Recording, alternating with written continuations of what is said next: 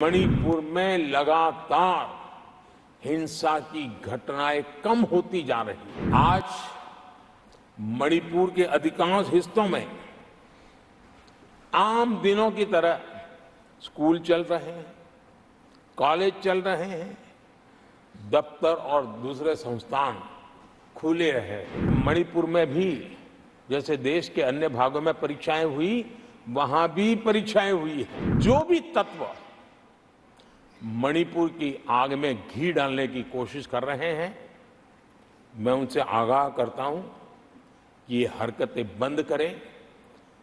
एक समय आएगा मणिपुर ही उनको रिजेक्ट करने वाला है, ऐसे लोगों को। आदरणीय सभापति जी, मणिपुर के संबंध में मैंने पिछले सत्र में विस्तार से बात कही थी, लेकिन आज मैं फिर से एक बार दोहराना चाहता हूं।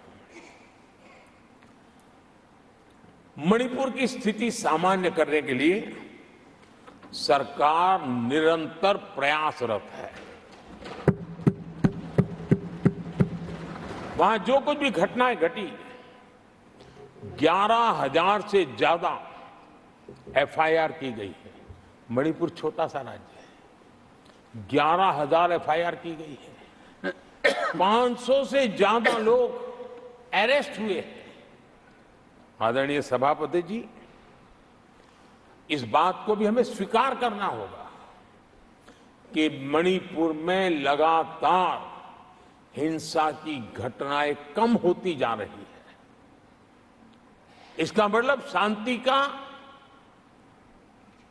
आशा रखना, शांति पे भरोसा करना संभव हो रहा है। आज मणिपुर के अधिकांश हिस्सों में आम दिनों की तरह स्कूल चल रहे हैं, कॉलेज चल रहे हैं, दफ्तर और दूसरे संस्थान खुले रहे हैं। आदरणीय सभापति जी, मणिपुर में भी जैसे देश के अन्य भागों में परीक्षाएं हुई, वहां भी परीक्षाएं हुई हैं और बच्चों का अपनी विकास यात्रा जारी रखी है। आदरणीय सभापति, केंद्र और राज्य सरकार सभी से बातचीत करके शांति के लिए, सौहार्द रास्ता खोलने के लिए लगातार प्रयास कर रही है। छोटे छोटे इकाइयों को जोड़ करके इन ताने बाने को गूंथना एक बहुत बड़ा काम है और शांतिपूर्ण तरीके से हो रहा है। बीते समय में पहले की सरकारों में ऐसा नहीं हुआ। गृह मंत्री स्वयं कई दिनों तक वहां रहे हैं, गृह राज्य मंत्री हफ्तों तक वहां रहे हैं और बार बार वहां जाकर के संबंधित लोगों को जोड़ने का प्रयास करते रहे हैं।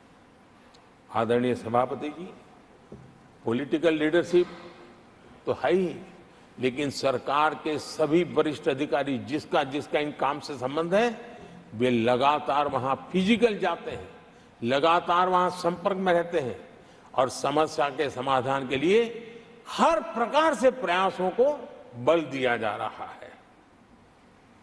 आदरणीय सभापति जी, इस समय मणिपुर में बाढ़ का भी संकट चल रहा है और केंद्र सरकार राज्य सरकार के साथ मिलकर के पूरा सहयोग कर रही है। आज ही एनडीआरएफ की 2 टीमें वहां पहुंची है, यानी कि प्राकृतिक मुसीबत में भी केंद्र और राज्य मिलकर के मणिपुर की चिंता कर रहे हैं। आदरणीय सभापति जी, हम सभी को राजनीति से ऊपर उठ करके वहां की स्थिति को सामान्य बनाने में सहयोग करना चाहिए। ये हम सबका कर्तव्य है।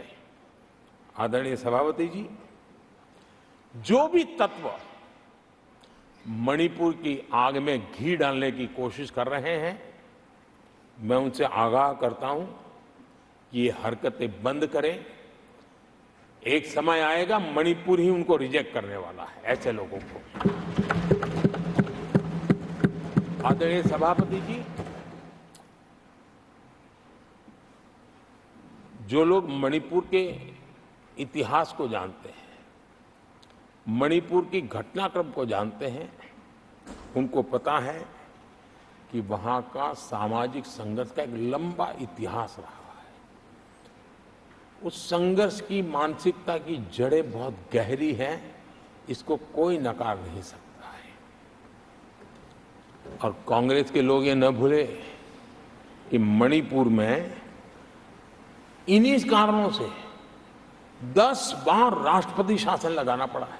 इतने छोटे से राज्य में 10 बार प्रेसिडेंशियल रूल लगाना पड़ा है, राष्ट्रपति शासन लगाना पड़ा है। कुछ तो मुसीबतें होगी और ये हमारे कार्यकाल में नहीं हुआ है,